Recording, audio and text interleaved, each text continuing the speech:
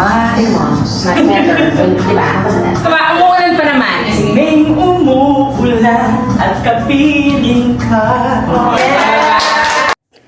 Beautiful and still young-looking Gretchen Barreto update. Kasama ang kanyang matalik na kaibigan na si Mimi, dumating ang dalawa sa paborito nilang Ivy Clinic.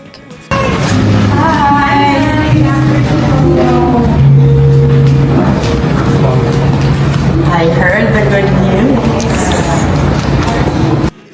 Habang nagpapahinga sina Gretchen sa loob ng klinik, pumasok si Dr. Ivy kasama ang kanyang anak para kumustahin sila.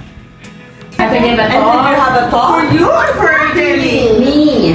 Wow. And she joined with us. Wow naman. Special guest. Special guest. Bagay at nagmumukhang dalaga pa si Gretchen Barreto sa kanyang suot na white t-shirt, black pants with white belt. Look at yeah, and look at You know, it's so funny because like when you wake up in the morning, when you go to the Yes. toilet, it's like if you walk like that, of course I have a big mirror. Yeah. Sabi ko, oh my God.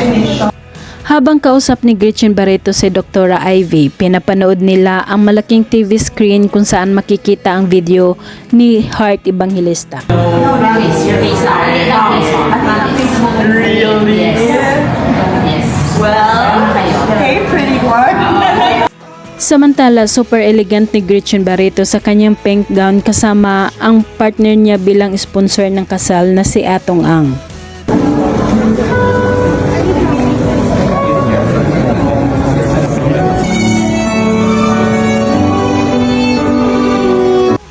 Kinuhang ninang at ninong sina Gretchen Barreto at Atong Ang sa ikakasal na ang An Santos couple.